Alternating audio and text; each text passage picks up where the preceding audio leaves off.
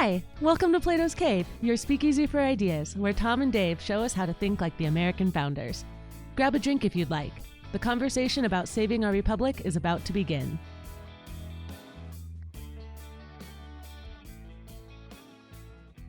Dave, did you hear about the three hermits? They lived under the bridge and they were kind of slow about things.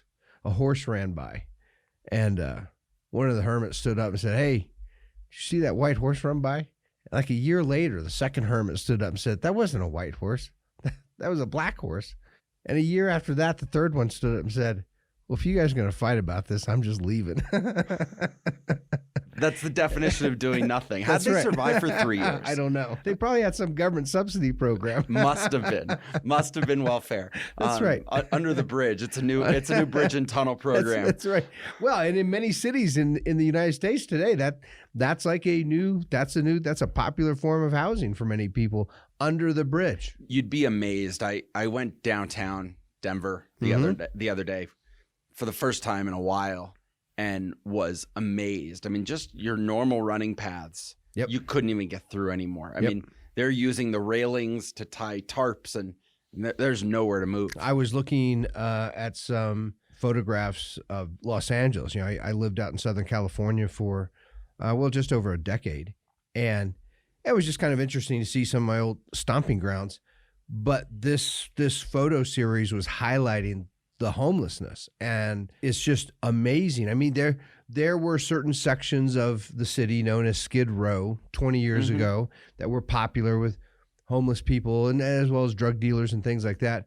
But now, I mean, the numbers have skyrocketed, and entire sections of the town, huge populations, they're living under bridges, and there are places where like the trains can't get through because the train will come and there's homeless encampments everywhere. And then, you know, the trains don't want to run over people. And it's just an absolute mess going on right now. Well, and that's happening now with light rail here and just the violence and everything else.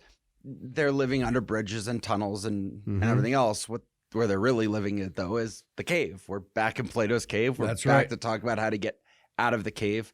Yep. I had the opportunity to sit in with one of our chapters last night. Yeah. And they had a really great conversation about the cave and about what it means to get somebody out of the cave and the difficulties therein. So that chapter was using the case study. Just as a reminder for all of our members, we still do. We produce a case study every month, and they're kind of designed with a view. The case studies tend to go a little deeper. They'll spin off of something that's in the news, but they tend to go a little bit deeper, and they're really designed to be great conversation starters during those chapter meetings for our members who want to put a chapter together. Well, and this case study in particular, I hope we'll keep referring back to that one for a while. I think this is one of those that a lot of new members, as we get more and more new members joining the Vino Veritas Society, I'd love them to go back and even on their own or with their friends, go back and look at this case study in particular. Right. Because it really highlights exactly what we're trying to do. It's understanding you're in a cave, understanding you're being shown something that maybe isn't real. You're being distracted. You're being leveraged. You're being used to really take advantage of you. It's an important part of the conversation. Imagine if Plato had known about the technology of podcasting and broadcasting. He might have set up a scenario where in his cave, he might have had someone like Joe Rogan sitting there with a microphone, interviewing fellow cave dwellers, maybe once in a while bringing in the philosopher who's been out in the sun and asking him to talk about what that looks like and everything, you know. And it'd be interesting how many of those cave dwellers would say, "Oh, we know what the solution is. Just cancel him. Just shut him up, shut him down." Well, that is what's happening, right? I mean, that's really the biggest news going on right now. It was Joe Rogan is making comments that make people who want the settled science to be the settled science, right? They have this idea that this is what I want to believe, and there is some scientists out there who are agreeing with me, so everybody needs to accept this as a settled science. Yeah. And Joe Rogan is introducing some other scientific opinions, and he's not saying one way or another. All he's saying is, here's my personal experience, and here's what some of these other doctors are saying. Here's what some of these other people who have experience in the field are saying. Right. The settled science isn't so settled. And what happens? you immediately get this wave of cancel culture coming at him. You immediately get this wave of people saying, got to take Joe Rogan off the air. Got to get his podcast shut down. Spotify is a bad company. Forget Right. anything else. Spotify, you're a bad company. Right. You have Neil Young and saying take my music off. Yep. You should get rid of Joe Rogan if you want to keep my music. Like he thought they would actually say, yeah. Right. We have 11 million people a day listening to Joe Rogan, but we're gonna get rid of him for Neil Young songs. Right. And all of a sudden all this happens. And then something interesting happens. They don't let it go. They don't just make their case and say, okay, we made our case. Spotify has said no. They're going to keep him up. And so therefore, because they're going to keep using him, we're going to just leave Spotify, which they could have done. No, they said, no, we're going to go back through all of Joe Rogan's history. We're going to find that one thing and we're going to make sure. And now all of a sudden, Joe Rogan's apologizing. Spotify took down over 100 of his previous episodes, and they're starting to censor Joe Rogan. And now he has to figure out, how does he walk that line? Yep. I suspect part of it is sort of just on the superficial level. When you dig into this whole cancel culture subject, there's a lot more to it, and we're going to talk about some of those things. But if you just scratch the surface a little bit, I think it's kind of a combination of, because it fascinates me that millions of non-scientists, people who couldn't even tell you what the scientific method is, are latching on to this notion of this is the science and we stand by the science. I think part of it is it makes them feel smart. Mm-hmm. They don't know what the science is. They don't even know what science is. They couldn't tell you anything about the history of science, but they feel like they have this allegiance with, or an alliance with, smart sounding people with fancy degrees they see on TV with white lab coats and that sort of thing. You know, those who chant endlessly, we stand by the science. I think it helps them feel smarter than they really are.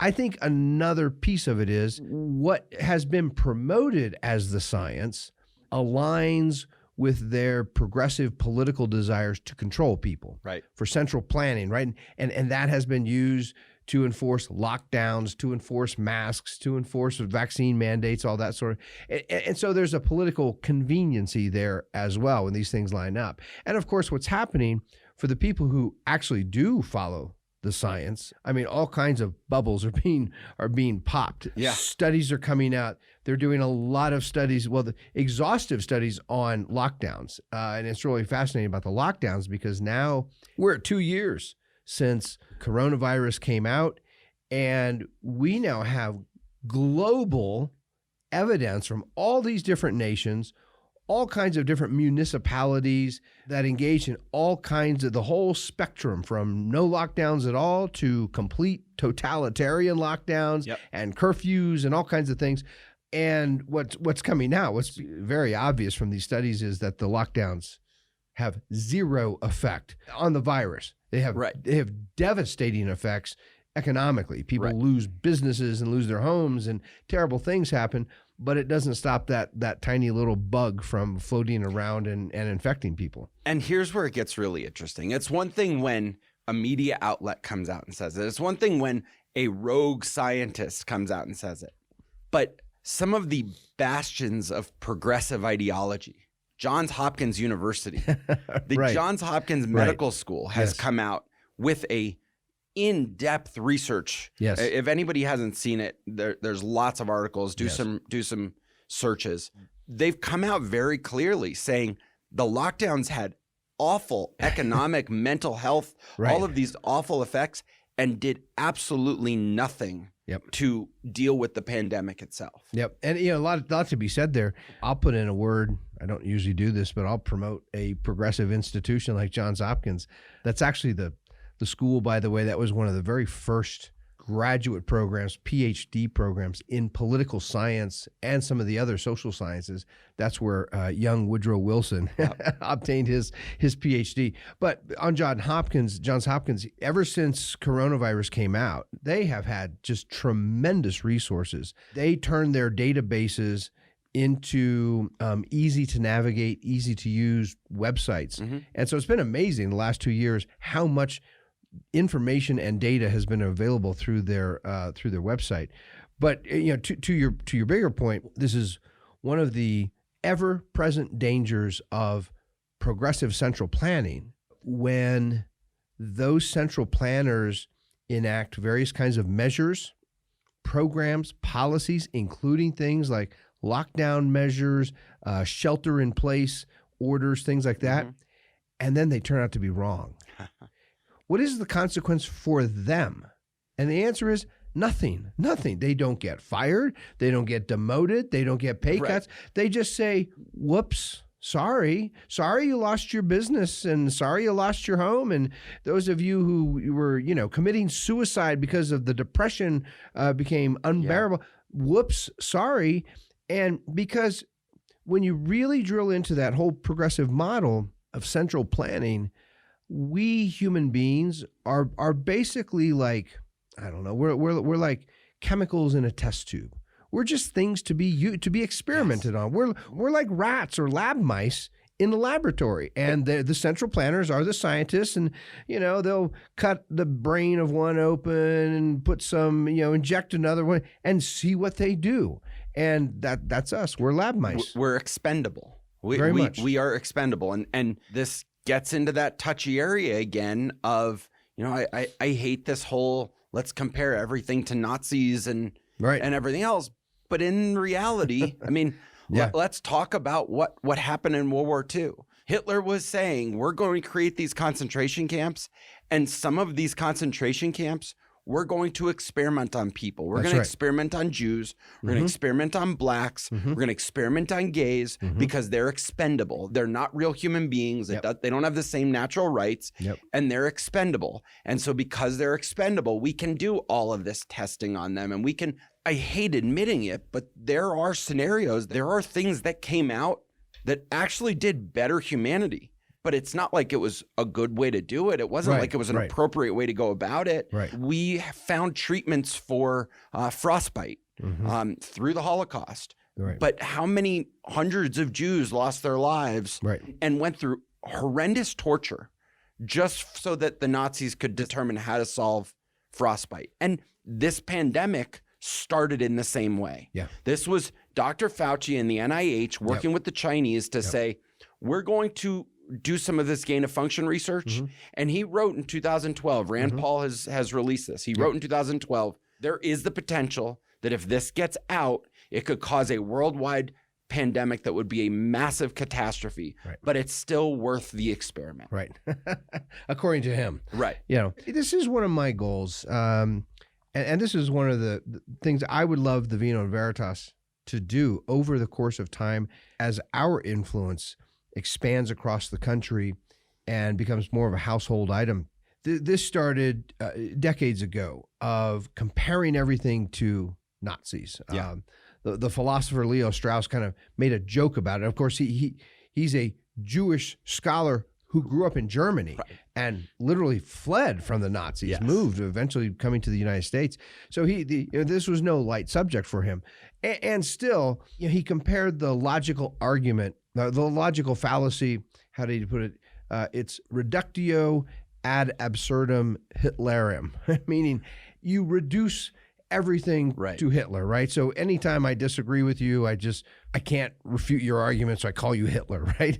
And we see all kinds of people doing that. Rather than running away from that, rather than getting frustrated and saying, oh, stop comparing everything to Hitler and Nazis, I kind of want us to start asking people to pause just for a minute and say, you know what? There's a lot of truth to that.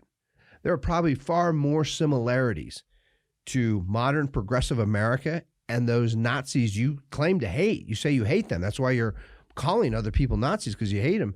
There's a whole lot that we have in common. Those central planners, those scientists, researchers who were conducting these horrific experiments in the concentration camps, they weren't doing that out of ignorance. They weren't doing that because they were uneducated rubes. No.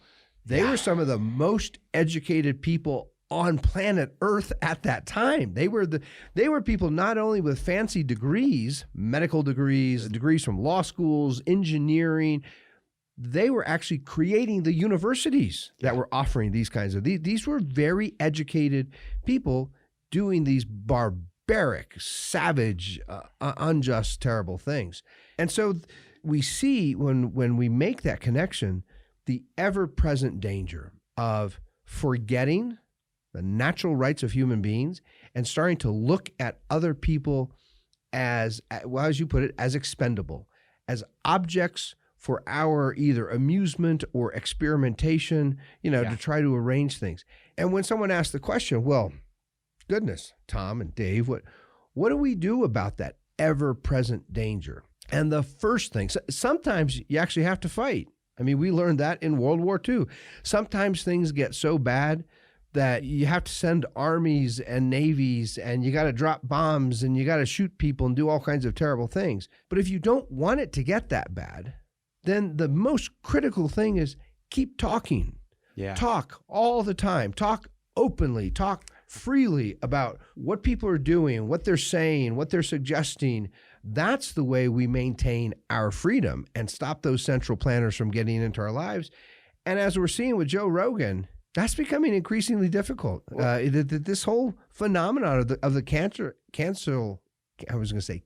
culture. It's the same thing. Cancel culture. It is a kind of cancer. It really is, right? It's an old thing, but it's particularly problematic today because while cancel culture really goes back throughout human history, today they have tools, they have social media, they have a reach and a speed that they've never had before. And we see that with someone like Joe Rogan. I don't know Joe personally. He seems like kind of a down-to-earth guy. He seems like a pretty ordinary guy. I mean, he's had a very interesting career, Sure. right? And these things. But he's the kind of guy that you could probably sit down and have a beer with, and it would be easy going. It'd be an easy conversation. And he has never once, so far as I know, those who listen to him on a frequent basis should correct me if I'm wrong. I don't think he's ever stood up and said, I am the smartest person around, and you should all listen to me. He's saying, there's a lot I don't know. I would like to know more. So I'm going to have this podcast. I'm going to interview people. I'm going to ask them questions. I'm going to give them lots of time to answer and explain things however they want. Part of what he does, he brings in people who disagree with each other. And he'll have one person, answer questions and give explanations. And then he'll have someone else later because he wants to hear it all. And he wants to think for himself. And he encourages his listeners. Think about these things you're hearing and make a judgment. That's what free people do. He is increasingly curious every day. He is seeking ideas, knowledge, different perspectives, trying to find what is that right path? What is truth? How do I get out of the cave? Of anybody out there, Joe Rogan is trying to find his way out of the cave, and he will probably be one of the first to admit he has no idea how to do that. Right. I mean, this is a guy who at one point, he was a staunch Bernie Sanders advocate. He said, Bernie is, we need government. We have all of these problems in the country, and we need more government. And we need government to go in and fix all of these problems. And he said Hillary Clinton is just corrupt. He didn't dislike Hillary because he didn't like her ideas. Right. He didn't like Hillary Clinton because he thought this is just some corrupt woman. Yeah. So he turned his vote to Donald Trump in the 2016 election. But he wasn't sitting there saying, well, I really liked Bernie, but Hillary's ideas are bad, so I'm going to vote for Trump. It was I want somebody who's not corrupt in government. He knew he had that right instinct from the very beginning. It's interesting you started talking about cancel culture, and you went to Joe Rogan, but there was also a step in there that we started talking about the pandemic starting in China. Mm-hmm. And we have the Olympics happening right now in China. Mm-hmm. And Nancy Pelosi came out and said to all of the athletes, she said on national television, addressed our athletes competing. She says, I want you to go over and I want you to compete and be competitors, but don't say anything that will upset the Chinese government because they are dangerous. Yeah. And I sat there and I thought, don't you see the similarities between your control over people, your attempts to control people, your attempts to shut down people, your attempts to arrest people, to eliminate their lives, and the entire history of progressivism doing the same thing. And at the same time, you're now criticizing the Chinese for the same thing. What's the solution? You're not going to get better people in the Communist Party. It's not like, okay, so these communists are bad, but these communists are good. So let's put better people in there and we're going to be okay. No, it's not nature. That's not how humans work. The Chinese Communist Party has actually been going down the exact same path as American progressives. The only difference is members of the Chinese Communist Party, they're just farther down the road. Right. They've just thought through a little bit more, where this ultimately goes. And they never had a constitution standing in their way. Right. Not like ours. To block them. That's right. The other interesting part of all of this is we talk about World War II and we talk about the lead up to it and the Germans and everything else. And we're sitting here looking at Joe Biden, who everybody is talking about as the heir to FDR. Yeah. But we really didn't get a whole lot of pushback on this big government expansion. And it came back to a conversation that happened at the chapter meeting I attended last night. Somebody brought up to the group, not to me personally, but somebody brought up to the group. They said, I was having a conversation with somebody and we were talking about racism. Now this particular member is a minority. Okay. I'm not going to go into more detail than that Sure. because I don't want to call him out for anything in particular, but he's a minority and he says a racial minority. Okay. Not that he votes Republican in Colorado, because that would also make him a yes. minority. Yes. So he is a racial minority who is very thoughtful when it comes to all of this stuff. And he was having a conversation with a young woman who said, yeah, but you've never been to the South. We have to do something. We need big government overreach or big government coverage. We need government to control everything because you've never been to the South and you don't know what it's like. Yeah. And I said to him, I would have turned to her at that very moment and just said, it's been that way for years and years. And since FDR, for almost 100 years, since Wilson, since FDR, we have had more and more and more and more government and more of these things.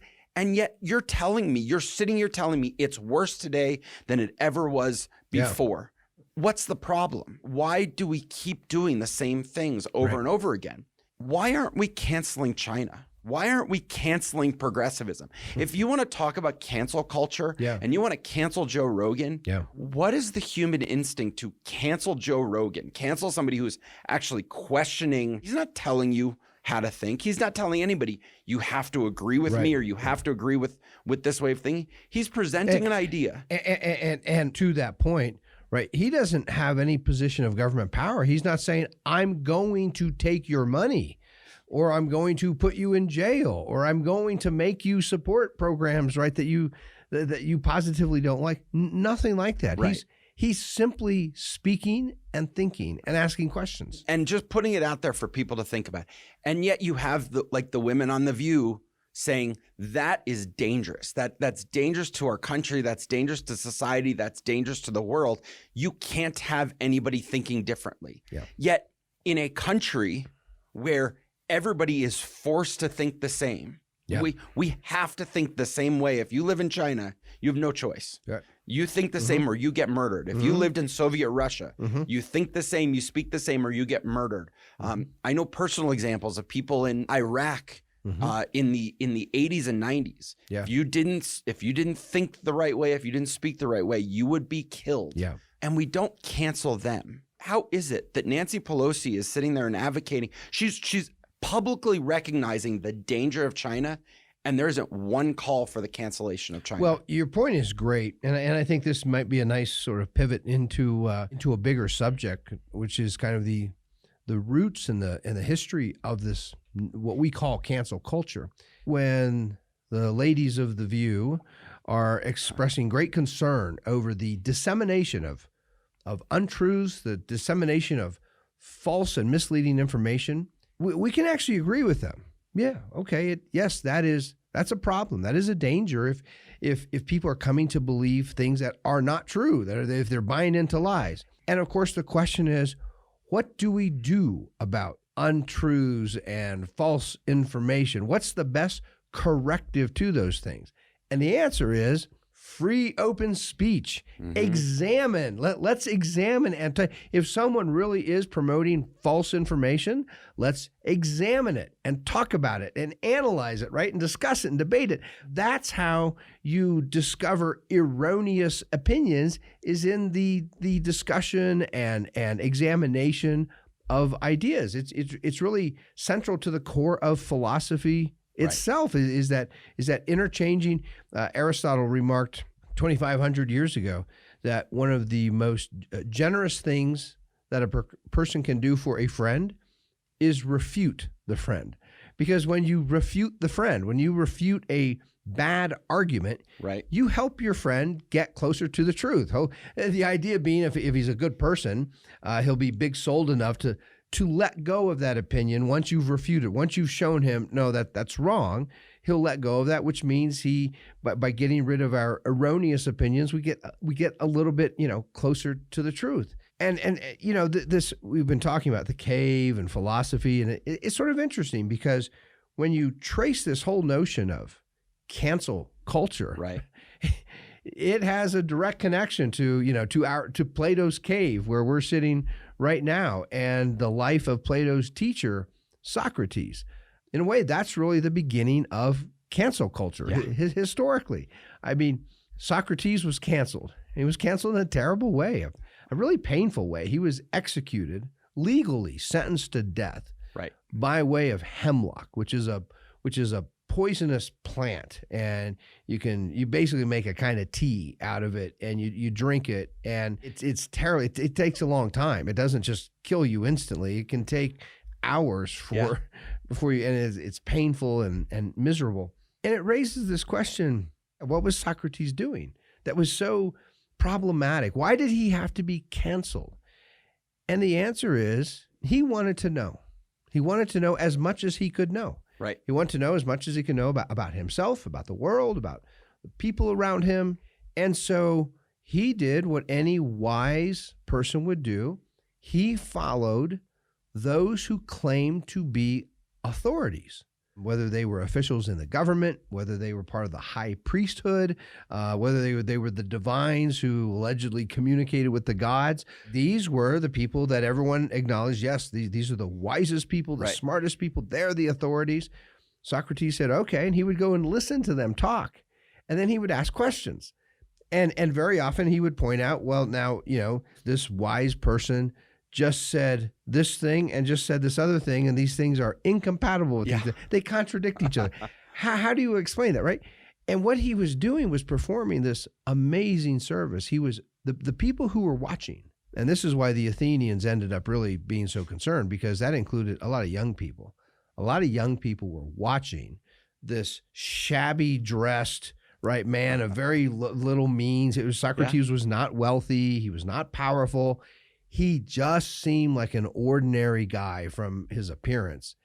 And here he was rocking the world of the elites, the most powerful, the most prestigious in ancient Athens. And he was rocking their world simply by asking them questions about their own opinions. And many of them couldn't answer it very well. And Socrates ended up looking much wiser in contrast to those people. And those people wanted to shut him down. They couldn't refute him. They couldn't answer all of his questions. They didn't like being portrayed as fools by him. And so their answer was, let's kill him. Let's kill him. And that's real life what happens. Then when you open the book of his student Plato, and Plato is actually describing the cave, he remarks in there that when the philosopher leaves the cave and he sees the sunlight, what everything really is, and his eyes are open, and he now realizes that he's just been looking at shadows on the wall. Everything he thought was real isn't real. And he goes back into the cave and tries to tell everyone, hey, everybody, the sun is outside. Like, come with me. You can see everything. The people in the cave, they're going to hate him. They likely will want to kill him because he is challenging everything that they think is true. The people in the cave who think they're smart, right? They don't want the philosopher around because the philosopher makes them look not very smart. The application there can be applied to the huge experiences of many Americans, and that's children, right? The kid who is constantly asking why. right? I mean, kids are naturally curious. It's in their nature to, why do I do this? Why do I do that? They ask why about a lot of things. And it's often, the more intelligent, the more they ask why. They want to understand things. They want to understand the world. It goes back to a movie, a Brendan Fraser movie with Christopher Walken. Brendan Fraser's raised in a bomb shelter. They think that Cuban Missile Crisis actually led to an attack. Instead, it was an airplane that crashed in their backyard. And they had gone into their bomb shelter. And his dad is trying to explain. Christopher Walken plays Brendan Fraser's dad. He's trying to explain to him baseball. And for you and I, this is, and he says, you hit the ball and you run to first. And Brendan Fraser for years just says, why? Well, why doesn't he run to third? Why doesn't he run to second? Why can't he just run to third and run home? And his dad just kept saying, because he must. and you could see the frustration. I mean, Christopher Walken's this great actor who you could see the frustration on his face of, I don't know how to explain to my son. How do I answer why? Right. Stop asking me these questions. And he gets frustrated. Now imagine if a parent handled their child the same way that the Athenians handled Socrates. Or that the current climate is handling Joe Rogan. Well, and honestly, I don't want to go too far down this road, but I'll say some bad parents, some lazy parents do. Their answer is to tell their kid to just shut up. Or worse. Or worse. When the kid, is doing one of the most wondrous things in the world, the kid is expressing awe and wants to know. There are things the kid doesn't know and wants to know more. And that's the beauty of free speech. When you look through human history, this whole notion of canceling, cancel is it's really a synonym for control. Those who want to cancel, they want to control. And that's a way. Canceling is a way. It's a means of controlling. And it's connected to many of the most brutal injustices that we've witnessed in human history. We have talked here on this podcast, and we talk and write a lot within the Vino and Veritas Society of the great importance and the beauty of religious liberty. America being founded as the first regime as full-blown religious liberty.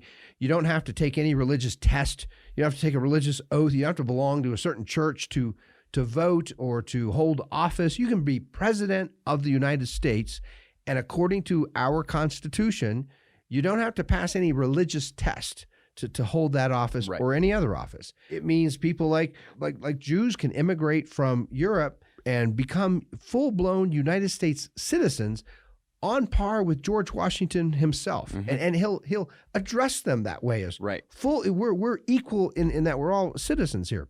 And when you really think that through of how beautiful and wonderful religious liberty is, and you ask the question, well, what's the opposite? What's the opposite to religious liberty? And the answer is religious persecution, religious control. And that's what we had in Europe really for 1,500 years, 15 centuries. We had various kinds of theocrats, theocracies, various kinds of governments in bed with churches where the church and the government was effectively the same thing. You had a priestly class that was making laws, that was putting armies into the field and waging wars and these things. And the way that those religious governments very often propped up their own power was to cancel anyone who didn't believe, anyone who didn't attend the right church, anyone who didn't support the right church, which was part of the government. And the way they would cancel them, it could be anything from exiling someone, driving them out, or excommunicating them. That was one of the favorite methods of the Catholic Church. To worse things, torture and physical kinds of persecution, up to and including death. One of the great kings in the medieval period, Charlemagne, he's a fascinating character because on the one hand, he sort of blazed the trail for things like libraries and hospitals, and he did a lot of sort of humanitarian things. And at the same time, he ordered thousands of heads to be cut off because people weren't being, pious Catholics. They weren't going to the right church. If you want to know what cancel culture is about, there it is. Look at the medieval world and look at that attempt of various churches to suppress and control and shut down and shut up people, because the last thing those priests wanted, was some smart aleck Socrates types asking questions that the priest may not be able to answer well. And, the United States has not been immune from it. What's interesting here is we have a founding that includes principles of freedom, and free speech is right there, right at the center of that idea of human liberty, is the freedom to think how you want to think, speak how you want to speak. That's at the core of the American founding. The challenge, as we've talked about many times, has been for Americans to live up to their own principles, right? To align their policies and their practices with those principles. And throughout American history, many Americans rejected those principles, right, and didn't act in accordance with them. One of the areas that's really in my scholarly bailiwick, the period leading up to the Civil War, it was horrific what was going on. Throughout the South created a regime. It was a regime of cancel culture, is what it was. Throughout the 1840s, 1850s, leading up to the Civil War, the southern states passed law. They actually made it a crime. First of all, no black person could speak in public, period. If you had black skin, you weren't standing on a street corner or in a public park and speaking. Even if you had white skin, you couldn't speak in public about the evils of slavery. You couldn't give an abolitionist speech in Mobile, Alabama. They suppressed the mails. They would actually interfere with the delivery of the U.S. mail system. They wouldn't let abolitionist literature, pamphlets and newspapers and things like that be delivered. It was a regime it was a cancel culture in practice. And it wasn't just in the South. It was especially bad in the South. Right. But even in the North, one of the earliest important speeches that Lincoln gave as a young man in 1837 was the Lyceum Address. And in his short little Lyceum Address, he references the terrible tragedy that happened with Elijah Lovejoy. Elijah Lovejoy was he was an abolitionist, hated slavery, and had a little shop, and he bought a printing press, and he was cranking out this tiny little abolitionist newspaper, just writing essays on the injustices of slavery and how we should work to get rid of this. And a mob showed up one night, broke into his shop, drug his printing press down to the river and threw it in the river. He bought another one, kept on doing it. They did the same thing again. The third time, Elijah Lovejoy stood outside. He was going to protect his property. And that third time, they shot him in the head and murdered him in cold blood, and then took his printing press, drug it down to the river, and threw it in the water. That's what cancel culture means, is, people say we are dead set in our views, and we don't want anybody questioning it, challenging it. And truthfully, there's part of this, it's a very natural thing. People are too intellectually lazy to refute the arguments they don't like. Instead, they just want to shut them up and shut them down. Well, I'd only push back on that a little bit by saying they're sometimes intellectually lazy. Sometimes they know that they've been manipulative. They're not actually, they don't actually have the data behind them. They don't have the facts behind them. They've been manipulating people, and they don't want anybody to find out. So they try to shut you down that way. Yeah. And I think it's hard for me to imagine that the information, for example, coming out of Johns Hopkins was not information that people within the CDC had and had been looking at over the same period of time, and started to have some inclination a year ago that, you know what, maybe these lockdowns aren't helping at all. Right. Maybe these vaccines aren't actually doing what we said we're going to do. And you go back and you see all of the media coverage about, well, now we know that vaccines work. Well, no, now they're saying the vaccines, I mean, they might help, they might not. There's all kinds of differing information, but we do know that regardless of whether you get the vaccine or not, you were still able to get COVID. You were still able to carry COVID. You were still able to pass COVID along, and you got very, very sick despite multiple times, despite having the vaccines and the boosters and everything else. The Elijah Lovejoy story is an interesting one also when we talk about what's happening with Joe Rogan. I think a lot of conservatives, I'll call them, are out there saying, we need something else. We need another platform. We need another, whether it's, we need a competitor to Twitter. Yeah. Everybody's getting excited about Trump's new social network, his new version of Twitter called Truth or something like that. I think your point about Elijah Lovejoy is a bigger conversation that we can't ignore. And that is, if people want to shut you down, if people want to cancel you, if people want to shut you up, they're going to continue to find a way to do it. Yeah. And if you don't, they're going to brand you so badly as such a horrible person that that's where they start getting into the, you're a Nazi, you're a murderer, you're a racist, you're a whatever. Because they will get to that point. If they are determined to cancel you, they're going to find a way.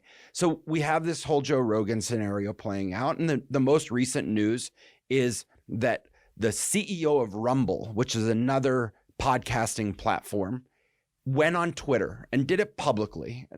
I think it's all a publicity stunt. Right. But did it publicly and said, Joe, we'll give you $100 million over 4 years. And we'll give you no censorship and nothing else. You can put all of your information up here. What's that going to do? If they want to still cancel Joe Rogan, if everybody still wants him canceled, Right.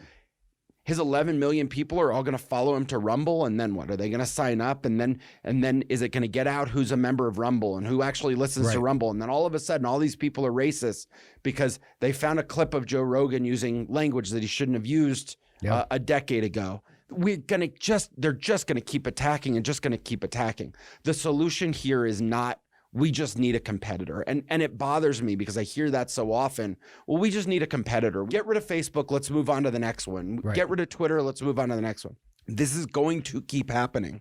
And the only solution here is to start addressing the bigger problem head on. And we talked last week a lot about distractions. The conversation about we just need another platform. The conversation about, well, what if Joe Rogan just moves to Rumble and then we can all listen to him again? Nah, that's really not gonna solve this problem. Right. It's a distraction. And instead, we need to take on the problem of cancel culture head on, the same way that people have taken on the school board issues head on and everything else. It's time to start having conversations in public about, we need to have conversations. And if you are unable to participate in a conversation, then go sit on the sidelines. I don't want to hear from you. Yeah, there's something I have to say about that, and I want to come to it in just a moment. I want to give our listeners a few more examples, just to make the point of how pervasive this is. We talked some examples historically in human history. This problem has been plaguing us throughout even American history, a regime based on the ideas of liberty. It is so tempting and it's so easy for Americans to betray their own principles because that desire to control and censor and cancel is so powerful. When Woodrow Wilson was elected, things were looking very ugly in Europe. And one of the promises he made, especially in his second campaign of 1916, was to stay out of World War I. Promise we are not going to war. And Americans elected him in large measure because he pledged, we are not going to Europe. We are not sending American boys to go be butchered on battlefields in Europe. And 1918, we're heading into World War I. One of Wilson's biggest problems was growing numbers of Americans voicing, and remember also, this is in the early, state. We have telegraphs, radio we're experimenting with it. People are being able to be heard in a bigger way, and he wanted to shut them down, and he did. Congress passes a law, a sedition law, that made it a crime to be critical of the Wilson administration and his handling of U.S. troops, sending U.S. troops into World War I. Fast forward a generation later, FDR is in office, really continuing the progressive legacy of Woodrow Wilson and doing all these New Deal programs, spending enormous amounts of other people's money, hiring huge armies of bureaucrats to do everything from rake leaves in parks and push papers around, not productive things. In other words, not running businesses and actually producing things for sale. And growing numbers of Americans start to get frustrated. And the New Dealers in Congress pass a series of laws that make it, the Fairness Doctrine comes out eventually, that makes it so that radio stations, they just don't want to air anything critical of the New Deal because they're worried the FCC is going to come yank their license. And so they just get rid of it. It's one of the reasons you have this rise of music radio, FM music radio, because of that. We're just not going to talk about things going on. We'll just play records, right? The New Dealers had they passed legislation about unionizing factories and various kinds of businesses. And one of the problems was business owners would often walk down onto the floor of the factory and say, hey, everyone gather around. I know you're talking about unionizing, and I want to tell you the financial situation of this business right now. We're in a bad way. We've been losing money, the last 7 quarters in a row. And if you unionize, we might have to shut down. This business might not exist. Right. And so what do the New Dealing Democrats do? They pass a law that actually criminalizes that. So if you're the business owner, you can't talk to your own employee. It's all about canceling, silencing, controlling the speech of other people. And this brings me to the point that you're making. We're not going to get rid of it. It's going to be around. It's so tempting. What is the solution? The solution is really hard. It exists, but it's really hard. And it is directly connected to the challenge of being a self-governing human being and a good citizen. And what makes that so hard is you got to be an adult. You can't live your life as a perpetual child. There is no Santa Claus out there to give you free stuff. Right. There is no, parental figures in government or anywhere else. You got to make your own choices, take your own risks, enjoy your own successes, but also you're going to experience your own losses. And life is tough to be a free human being. And connected to that also means you got to be tough enough to not want to cancel everyone, to let people speak their minds and speak openly, even if you disagree with it, even if you think it's something wrong, even if you think someone's made a mistake. Be a big enough person, be strong enough, be courageous enough, be an adult to leave other people alone when they're speaking. If you want to refute them, if you want to chime in, participate. Yep. If you have something to say to Joe Rogan, if you think Joe Rogan's made a mistake, engage him, ask him, write him a letter, send him an email, ask him to be on his show, make the case. I guess here's my point. Small souls, tiny little people, cramped little scared, cowardly people, they're the ones who engage in cancel culture. Mm-hmm. I just want to shut up people that I don't want to hear. It's the big-souled person who says, no, I want everyone to speak, even the people I disagree with. Go ahead, make the case, speak. You talk about being an adult, be an adult, be a grown-up. And I go back to that same analogy I gave of the child who constantly asks why. Yeah. Most parents know. I'm not a parent. You are. Yeah. I still know this even though I'm not yet a parent. Yeah. And what I know is most parents don't have all the answers. A lot of times your kids are going to ask you why about things, and you don't have that answer. In the movie, Christopher Walken did not have an answer. He couldn't explain, well, why? Well, it's the rules. Well, why is it the rules? I don't know, but you have to run to first. Right. A lot of times parents don't have the answer. And what ends up happening is we get to an age where we start to realize, okay, my parents are pretty smart and they've helped teach me a lot. But I have curiosities that maybe weren't their curiosities. I have curiosities that maybe they never learned or they never had access to, and that they don't know the answers. There's a great Mark Twain line about this, Dave. I have to insert this in.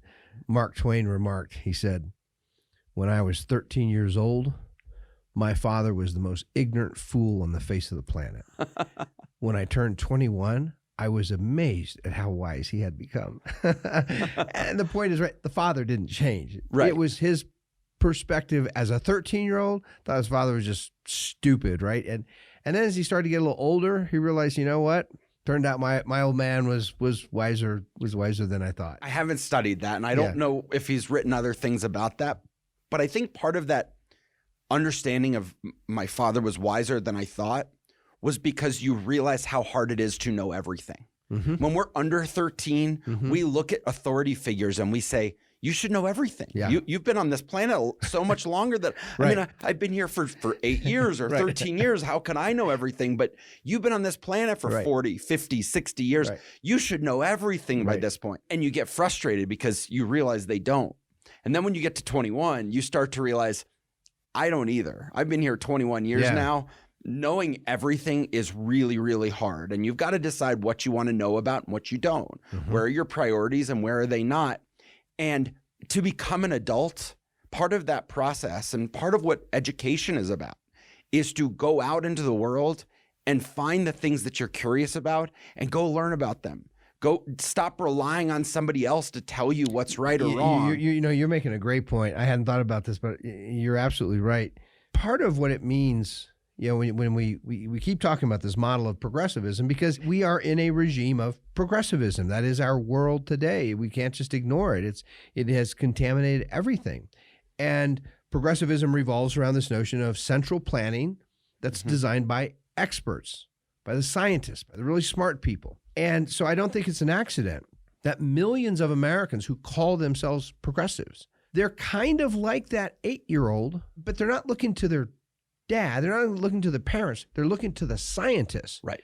You scientists, you should know Exactly. Anthony Fauci, did you see how smart he is? Do you see his degrees and how cool he was? And right, he should know everything. And the truth is, no, Anthony Fauci doesn't know everything. No bureaucrat, no science. None of them know everything. Some of them might know some things, and even those things they get wrong sometimes. And so in the end, you got to rely on your own reasoning, your own willingness to go learn and think things through and evaluate things that other people are claiming. And that's the point that you were making about become an adult, grow up. When you grow up, you stop just relying on somebody else to tell you what the answer to why. Yeah. You stop relying. And I think people today are so desperate for this. Somebody just tell me what I'm supposed to know. Tell me why. Give me the information. Don't make me go find it. Don't make me go put in the work. Don't make me think about it, I want to Dave. go do these other things. I want to go spend my time on something else. Yep. Just tell me what I should know. Yeah. And that is life as a perpetual child. You have to be able to understand that nobody knows everything. Half the people on television are reading a teleprompter. Half the media are reading a teleprompter. They have no idea what they're talking about. Rachel Maddow doesn't know anything about science or anything else. She's sitting there and she's telling you what she's being told by somebody else. Right. And it's this perpetual chain of, it's like a game of telephone. And can you imagine, I want our listeners here as we get near the end, just in your own imagination, remember what that was like when you were 8. And the way many children look at their own parents as these almost like demigod beings, right? Mom and dad are the smartest people in my universe as an 8-year-old, right? And what happens if someone contradicts your parents? As you're the 8-year-old, you get angry. You don't like that. You can't disagree with my dad, my mom, right? That's the smartest person in the world. That's kind of the way progressives today view someone like Anthony Fauci. That's my smart parent. Don't you dare question him. You certainly shouldn't mock him, make fun of him. And boy, Joe Rogan, don't you bring on some other scientist who has some questions about what Anthony Fauci has said, right? It's a tantrum. It's a tantrum is what it really is. It's the fight on the playground. My dad is smarter than your dad. Yeah. My dad can beat up your dad. Yeah. And that's really where we've gotten. And that's why these fights have gotten so intense, because you are saying your parent is not as smart as this parent, or Joe Rogan is saying, I know you want to just listen to this parent, but there's this other person over here who knows a whole lot. And they're at least worth listening to, and then you can decide. And what a novel concept. You get to choose your parents. You get to choose, who do I want to listen to? Right. Or you decide you're going to be an adult and say, okay, I'm now listening to colleagues, right? We go back to colleague being the root of college, and that college was about the search for knowledge and truth as a group. When you get to that level of college, it's no longer, okay, who am I listening to that's going to tell me the truth today? Yeah. It's, what can I learn with the people around me so we can discover the truth together? And all of these are just inputs that let me allow myself to make the right decision. And I'm going to connect this back to really the origins of philosophy that we find in the life of Socrates and his students like Plato and Aristotle. Part of that analogy of the cave, the metaphor of the cave, is that in any community, there are certain doctrines and creeds, and certainly in the ancient world, they tended to be religious, right? Doctrines. Here's what you're going to believe. And they were presented as authoritative. This is the authority. This is what you need to think about the world. And philosophy emerges when Socrates says, I don't recognize your authority. I don't recognize any authority. I have a mind and I'm going to think for myself. And I want to hear lots of opinions and arguments, and I will weigh them myself. I don't want anyone coming and saying, I'm the authority for what you have to think.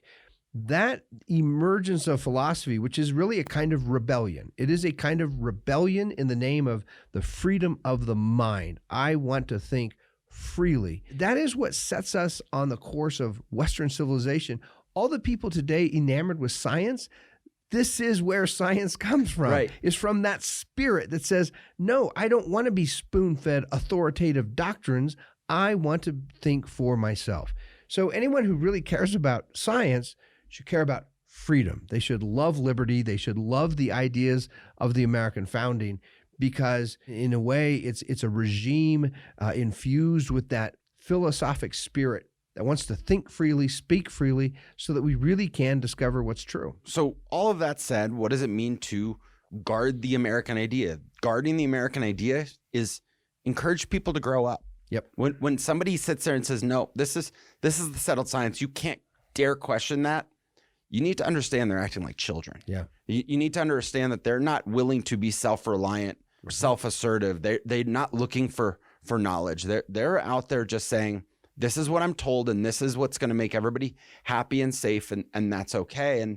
And at some point, that has to stop. At some point, people have to grow up. A mature, philosophic soul encourages people to speak freely, doesn't try to shut them down, doesn't try to cancel them. And engage, have that conversation. Don't just shout them down either. And we have to all be careful about that. And I've sat through some other meetings with some of our members where they want to say, well, I know I'm right, so they're wrong. We can't do that either, right? It's got to be that open line of communication. It's treating each other like colleagues and exploring these ideas together so we can come to the idea of knowledge and truth. That's our challenge, Dave. It's a tall order, but that's what the Vino Veritas Society is all about.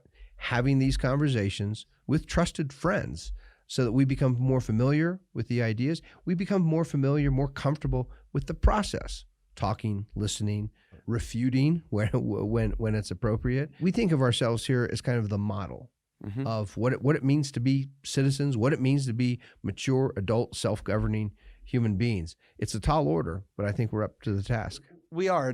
And you know, we talked about some of the virtues. I think the one we skipped was self-restraint. Sometimes it takes some self-restraint to just walk away. Yeah. To just say, you know what? You're not ready. You're not ready to be an adult. You're not ready to have this conversation. You're not ready to be a part of my circle of conversation, the people I want to learn from. I'm going to walk away. We don't need to fight. We don't need to hate. We don't need to be angry. Just walk away. You're in this world. We don't need to cancel. Right. We don't need to cancel everyone. That's right. Let somebody else deal with it. Yeah. And that's the way we'll continue to defend the American idea. No sumos custodes.